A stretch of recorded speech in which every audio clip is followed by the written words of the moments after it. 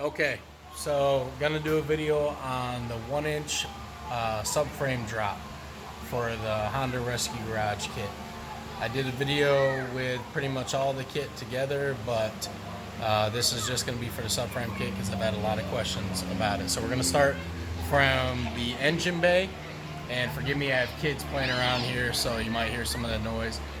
But we're gonna start from the engine bay all the way down, so all the way to the back. So first off, you're gonna have, and sorry everything's dirty right now, you're gonna have your transmission mounts. There's three. There's one other one you can see back there for each of the bolts. Drop the engine. There's nothing on the rear because you dropped the subframe as far as where the tie rods and the rack and pinions held. So you're gonna have right here, that's a little bit harder to see, but you can see them for the driver's side and the passenger side motor mount, so transmission mount and engine mount. You're gonna have spacers and longer bolts he's gonna provide. So that's how you guys know I love you guys. Crawling on the damn ground under the car. You're gonna have your subframe bolts, and then you're gonna have, buddy, I'm busy right now. You're gonna have your subframe bolts, and then you can also see right there the steering shaft extender, so extension. So you can see that, and then you can see the subframe drop. So you're gonna have three places, three or four. One up front, and then two right here, one there, so four. So you're gonna have that. If I got that, excuse my video skills here while I'm laying under the car. Same thing on the other side, so should be able to see that. That is for the front. So for the front, it is a little bit more mechanically inclined, you know, a little bit more of a pain in the butt. You got to do that. For the rear is not so bad. The rear is pretty easy. You can do right up here in the subframe.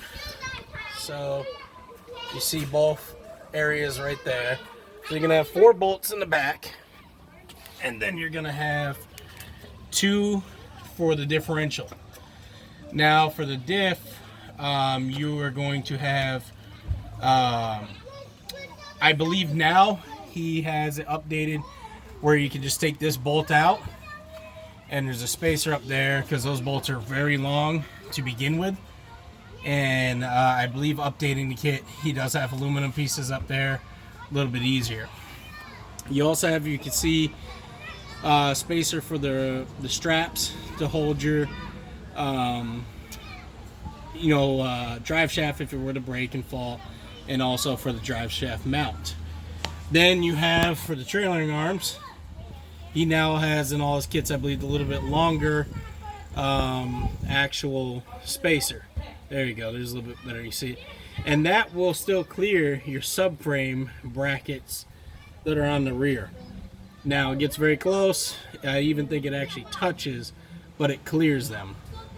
Now the only thing, and he knows I'm a pain in the ass for things like this because I'm, I guess, a perfectionist on this and things. Now he is going to make a adapter. I just got to get with him when he gets some time to do this, where your brake line will come out and mount right here, so that way it's not just loose rattling around. Now this doesn't really make much of an issue, but you know, the only reason why I think about it is if I was fully flexed and, you know, in case it caught just wrong or something, I'd like to have a bracket on it. So it may not bother you, but for me, with a full kit, and I'm testing everything for the 4-inch lift kit, I really believe in, you know, just doing everything correct the right way and having it done.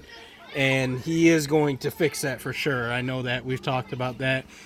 And like I said before, you know, with this, I think we have talked about him possibly making some brackets to drop the rear sway bar down, or brackets for your control arms.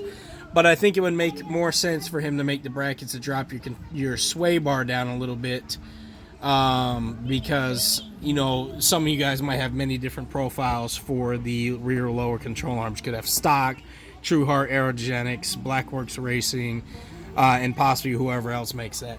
Now, another thing I want to touch light on really quick is, because I have the Yonaka exhaust with the stock hangers, the stock hangers are all in good shape, but they are maxed out. Like, you see, I can't even wobble this. Now, I don't get a bad vibration or anything. It still sits nice, but you guys might want to make extended hangers, a little bit longer rubber hangers, stuff like that, if you're worried about your exhaust touching, depending on your setup. But there you go. That should help out. It's you know, pretty simple. Everything I just went over, it comes with the bolt. It comes with the extra bolt. You obviously take everything off, support the weight, and then you attach everything. The hardest thing really is getting up into your, you know, under your dash, taking off the stock steering linkage and getting that on. It's much easier with the engine out and everything clear, but you can do it with everything, you know, still attached there. You just got to get that rear motor mount off and then drop everything and get the steering linkage off. So hope that helps.